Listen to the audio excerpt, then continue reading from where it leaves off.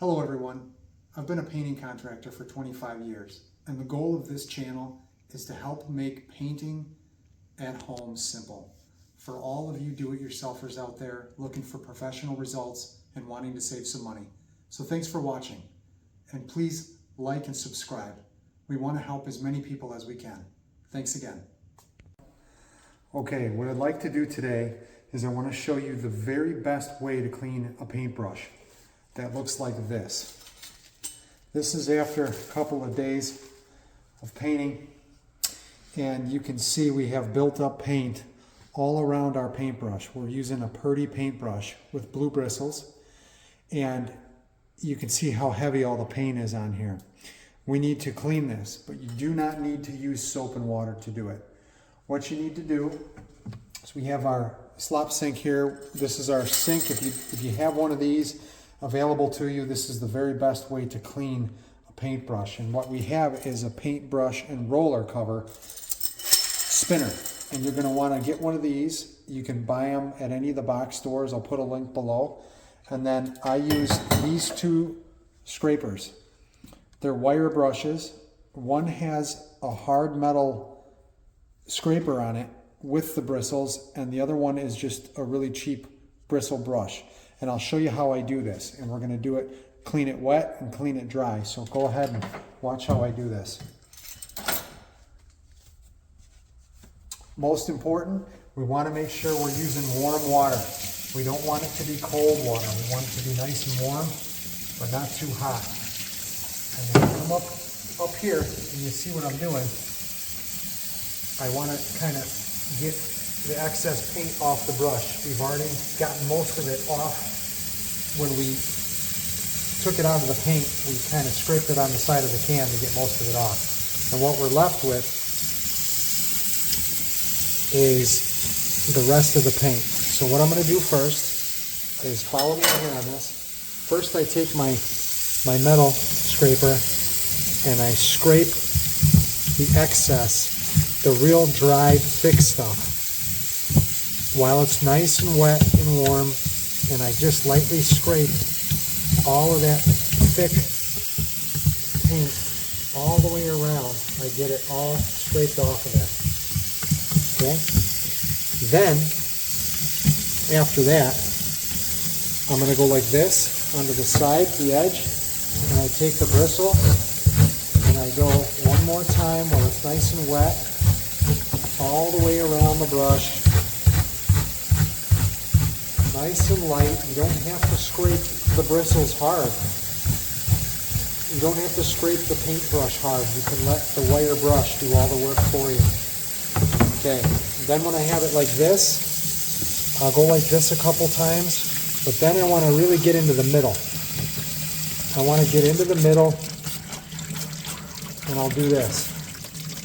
I push the paintbrush a couple different spots up into the bottom as much as I can. I'm just pushing. I'm pushing real light on the hose here, on the faucet. And I do this a couple of times, and you can kind of see the water starts to kind of turn clear. It's first a little dirty with paint, and then it gets clear, and I just kind of go in a couple different spots.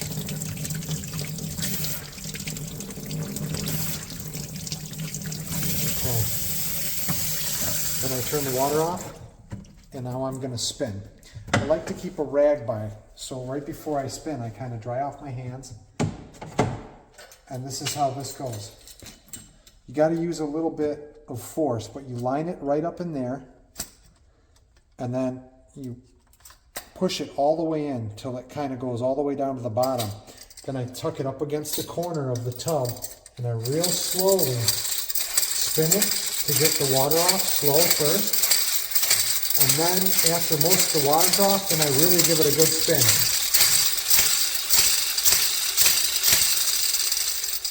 Okay, now I'm going to take my clean bristle brush, the one that I didn't get wet, and I'm going to go like this, and I'm going to clean the brush just like I did when it was wet, but now I'm doing it dry.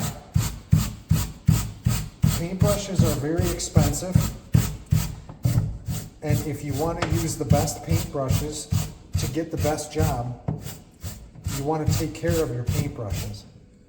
So that's what I do. I keep brushes for a very long time by using this method to clean them. Now we're going to do it one more time. But this time, we're not going to use the metal one. We're just going to go ahead and soak it, and you can see there's hardly any paint left because we cleaned it so well the first time. So we're going to do this one more time. And we're going to just go until it's all clear, which it just about is. And then we squish it down in there. And again, I like to dry my hands before I grab the spinner. This is going to be the last time we do it, so you only need to do this 2 times.